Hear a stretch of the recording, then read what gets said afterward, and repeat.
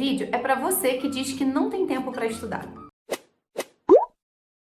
Primeiro, se esse é o seu caso, se você se sente assim, saiba, você não está só. Tem uma galera nesse barco contigo. A vida hoje em dia está cada vez mais insana, você provavelmente vive uma correria no teu dia a dia e é muito difícil encontrar tempo na nossa rotina para fazer algo por nós. Só que eu acho importante a gente pensar nisso. Estudar inglês é algo que você está fazendo por você, pela tua carreira, a tua qualidade de vida e da tua família. Então vamos tentar encontrar um tempinho? Eu vou te ajudar nesse vídeo a encontrar algumas brechas na tua rotina e incluir algumas práticas interessantes e divertidas para você começar a praticar inglês amanhã mesmo. E ainda digo mais, eu sou a prova viva de que essas técnicas todas funcionam, porque eu uso todas elas para estudar espanhol. Sim, eu também sou aluna e eu também tenho que encontrar um jeito de praticar. Então eu vou testando na minha rotina diferentes atividades e maneiras de fazer isso e eu vou te trazer aqui nesse vídeo as que eu mais gosto. Primeiro ponto é tempo de deslocamento. Seja indo ou voltando do trabalho, de carro ou de ônibus, ou às vezes levando, buscando seus filhos na escola.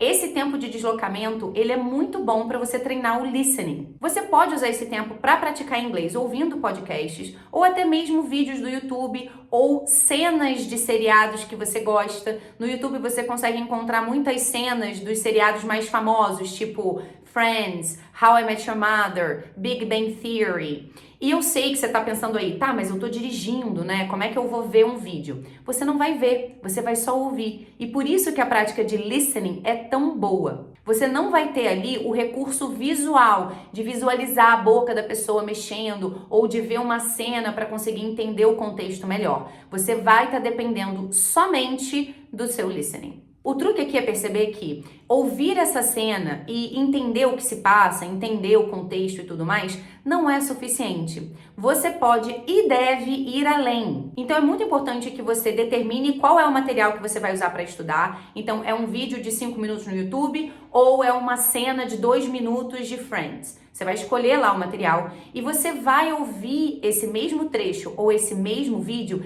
repetidas vezes. E aí você pode estar pensando assim, né? Putz, mas eu vou ver a mesma cena 3 vezes, né? Que saco! Só que não. Na verdade, você precisa ter em mente que agora você não está simplesmente assistindo série. Você está estudando inglês. E quando você ouvir essa cena, eu não quero que você simplesmente tente entender o que está acontecendo. Eu quero que você preste muita atenção nas palavras que estão sendo usadas, como esses sons são conectados, nas perguntas, como que as perguntas estão sendo feitas, quais palavras são invertidas. Eu quero que você preste atenção na entonação. Essa frase, essa pergunta, ela sobe no final ou ela desce? Então, quando você escuta 2, 3 vezes a mesma cena, você consegue perceber esse tipo de coisa. A primeira vez que você escuta, não dá para você prestar atenção em tantos detalhes. Então, se você tiver isso em mente, que você vai ouvir a primeira vez para entender o contexto. Na segunda vez, você vai prestar muita atenção na pronúncia.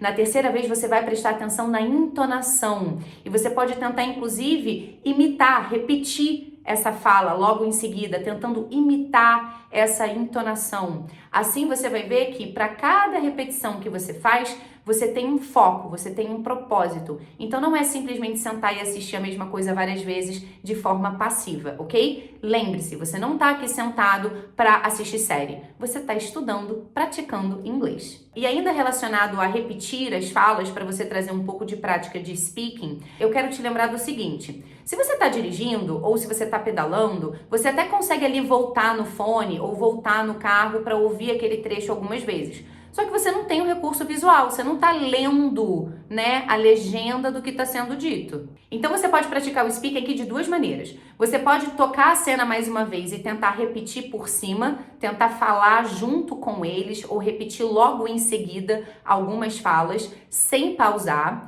Ou você pode ouvir essa cena algumas vezes e depois tentar reproduzir ela.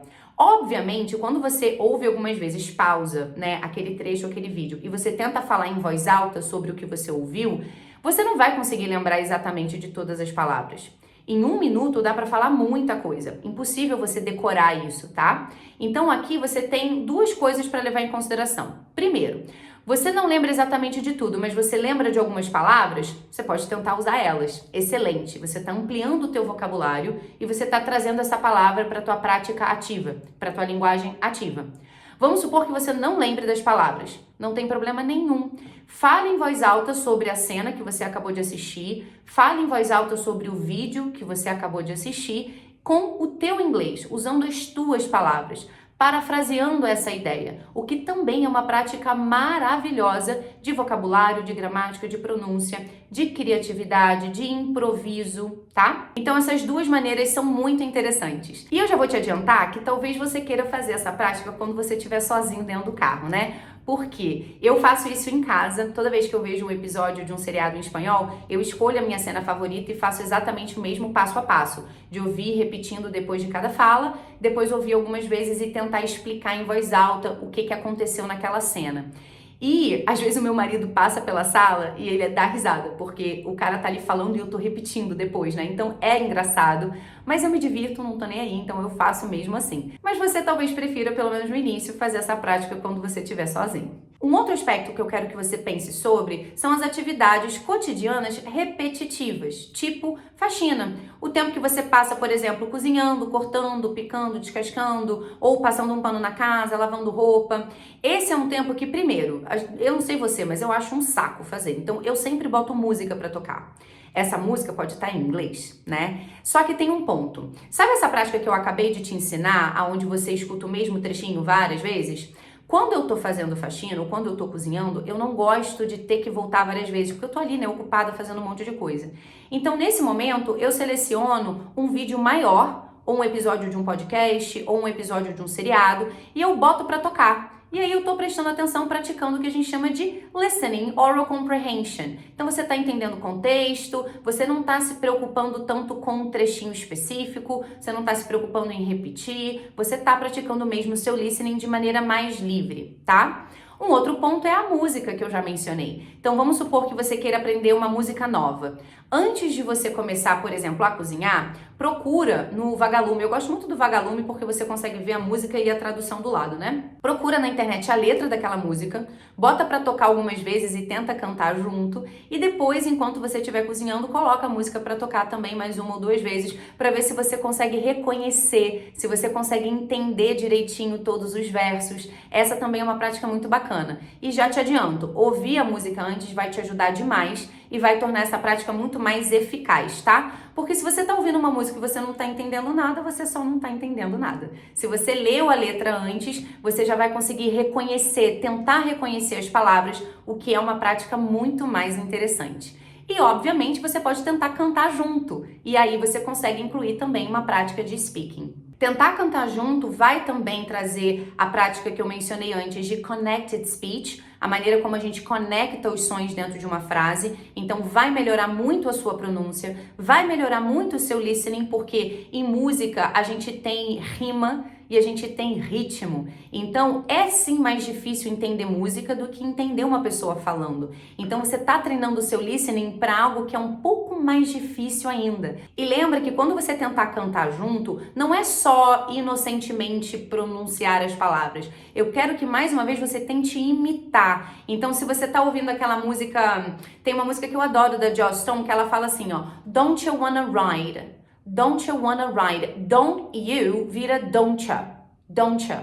Don't you wanna ride? Então, quando você cantar junto, tenta imitar essas conexões também de som, né? Ou então aquela que me veio agora na cabeça da Pussycat Dolls, a música que chama Don't Ya. O refrão é Don't Ya, né? Então, quando você estiver ouvindo as músicas, é importante que você abra o teu ouvido e preste muita atenção e tente imitar o mais próximo possível. Isso vai ser uma prática incrível de listening e de pronúncia. O último ponto que eu queria trazer aqui nesse vídeo é o tempo que a gente passa nas redes sociais. Eu deixei esse assunto por último porque eu sei que ele é um pouquinho delicado, ele é um pouco espinhoso, mas eu queria deixar claro o seguinte: eu sou uma usuária assídua das redes sociais. Tanto porque faz parte do meu trabalho, como por lazer mesmo. Eu adoro meme, é uma das coisas que eu mais gosto de fazer para relaxar, para me distrair. Eu acho super divertido, eu mando pro meu irmão, pros meus amigos, enfim, adoro rede social. Só que a gente não pode ser ingênuo e esquecer que por trás dessas plataformas